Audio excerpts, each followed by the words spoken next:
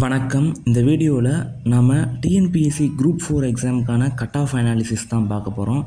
இந்த வீடியோவில் நான் 2016 2022 வரைக்கும் 4 வாட்டி எக்ஸாம் நடந்திருக்கு. அந்த 4 வாட்டி நடந்த எக்ஸாமில் கொஷின் பேப்பரோட லெவல் எப்படி இருந்துச்சு, தென் கட் ஆஃப் எந்த ரேஞ்சில் இருந்துச்சுன்றதை தான் நம்ம இந்த வீடியோவில் பார்க்க போகிறோம். இந்த வீடியோ ஸ்கிப் பண்ணாமல் லாஸ்ட் வரைக்கும் பாருங்கள்.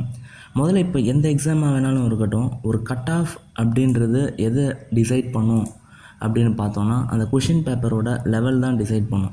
இப்போது நம்ம எழுதக்கூடிய அந்த கொஷின் பேப்பர் ஈஸியாக இருந்தால் கட் ஆஃப் அதிகமாகவும், டஃப்பாக இருந்தால் கட் ஆஃப் கம்மியாகவும் செய்யும். இது இயர் ஆன் இயர் இது நடக்கிறது தான். ரெண்டாவதாக இருக்கிறது நம்பர் ஆஃப் கேண்டிடேட்ஸ் அப்பியரிங்.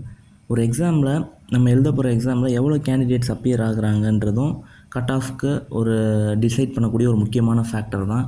இந்த 2 ஃபேக்டரை வச்சு தான் கட் ஆஃப்ன்றது டிசைட் பண்ண முடியும். இது எக்ஸாம் எழுதுறதுக்கு முன்னாடியே சில பேர் கட் ஆஃப் இவ்வளோ வரும் அப்படின்னு சொல்லுவாங்க. பட் அப்படி இல்லை, இது போஸ்ட் எக்ஸாம் தான். எக்ஸாம் எழுதுனதுக்கு அப்புறம் தான் நம்மளால் கட் ஆஃப் இந்த ரேஞ்சில் இருக்கும் அப்படின்னு சொல்லி நம்மளால் சொல்ல முடியும். இப்போ நம்ம ப்ரீவியஸ் இயரில் நடந்த கட் ஆஃப்லாம் எவ்வளோ வந்துச்சுன்றதை பற்றி நம்ம பார்க்கலாம். ஃபஸ்ட்டு 2016 எக்ஸாம் நடந்துச்சு. அப்போது கொஷின் பேப்பரோட லெவல் பார்த்தோன்னா ரொம்ப ஈஸியாக இருந்துச்சு. அந்த டைமில் 180 எடுத்தவங்களுக்கே கிடைக்கல. ஆக்சுவலாக போஸ்ட் 180க்கு மேலே 182 183 அந்த மாதிரி எடுத்தவங்களுக்கு தான் கிடச்சிருந்துச்சு. 2016 நடந்த குரூப் 4 எக்ஸாமில் 180+ போனவங்களுக்கு தான் அதிக பேருக்கு கிடச்சிருந்துச்சு. ரெண்டாவதாக நம்ம பார்க்குறது 2018 நடந்த கொஷின் பேப்பரை பற்றி பார்க்கலாம். அது ஈஸினும் இல்லை, டிஃபிகல்ட்டுன்னு இல்லை, ஒரு மாட்ரேட்டாக இருந்த ஒரு பேப்பர் 2018.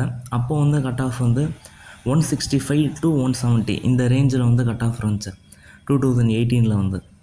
நெக்ஸ்ட்டு 2019 இது லாக்டவுனுக்கு முன்னாடி ஒரு எக்ஸாம் நடந்துச்சு. அந்த 2019 இருந்த பேப்பர் அது ரொம்ப ஒரு மாட்ரேட்டான ஒரு பேப்பர் தான்.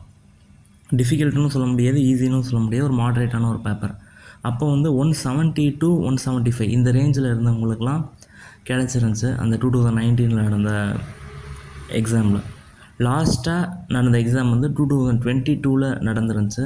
அந்த எக்ஸாமுமே ஒரு மாட்ரேட்டான ஒரு எக்ஸாம் தான். அது அப்போவுமே 170 to 175 இந்த ரேஞ்சில் இருந்தவங்களுக்கு தான் ஜாப் கிடச்சிருந்துச்சு. இது நான் போட்டிருக்கிறது இது ஜூனியர் அசிஸ்டண்ட் போஸ்ட்டுக்கு நான் போட்டிருக்கேன்.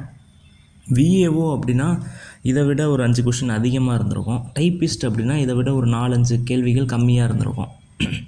அந்த பேசிஸில் தான் கட் ஆஃப் இருந்துச்சு. ஸோ இப்படி தாங்க கட் ஆஃப் டிசைட் பண்ணணும். ஆக்சுவலாக ஒரு எக்ஸாம்னு ஒன்று நடக்குதுன்னா அந்த எக்ஸாமில் கொஷின் பேப்பரோட லெவல் அது ஈஸியாக இருக்கா, இல்லை டிஃபிகல்ட்டாக இருக்கா, இல்லை மாட்ரேட்டாக இருக்கான்றது தான் கட் ஆஃபை டிசைட் பண்ணும். ரெண்டாவதாக இருக்கிற ஃபேக்டர் எவ்வளோ பேர் அந்த எக்ஸாமை எழுதுகிறாங்க அப்படின்ற இந்த 2 ஃபேக்டர் தான் கட் ஆஃபை டிசைட் பண்ணும் கண்டிப்பாக. ஓகே, இந்த வீடியோ உங்களுக்கு ரொம்ப யூஸ்ஃபுல்லாக இருந்திருக்கும்னு நான் நம்புகிறேன். இந்த வீடியோ இவ்வளோ நேரம் பொறுமையாக பார்த்ததுக்கு ரொம்ப தேங்க்ஸ். இந்த வீடியோ உங்களுக்கு பிடிச்சிருந்தா இந்த வீடியோவை லைக் பண்ணுங்கள், ஷேர் பண்ணுங்கள், என்னோட இந்த சேனலை சப்ஸ்கிரைப் பண்ணுங்கள். உங்களுக்கு ஏதாவது டவுட்ஸ் இந்த வீடியோவில் இருந்துச்சு அப்படின்னா இந்த வீடியோ கீழே இருக்கிற கமெண்ட் செக்ஷனில் கமெண்ட் பண்ணுங்கள். அதற்கான ரிப்ளைவை நான் உடனே சென்ட் பண்ணுறேன். உங்களுக்கு வேறு ஏதாவது ஒரு சப்ஜெக்ட்லேயோ இல்லை டாபிக்ஸ்லேயோ லெக்சர் தேவைப்பட்டாலும் கமெண்ட் பண்ணுங்கள். அதற்கான வீடியோ நான் உடனே மேக் பண்ணி சேனலில் அப்லோட் பண்ணுறேன். தேங்க்யூ, தேங்க்ஸ் ஃபார் வாட்சிங்.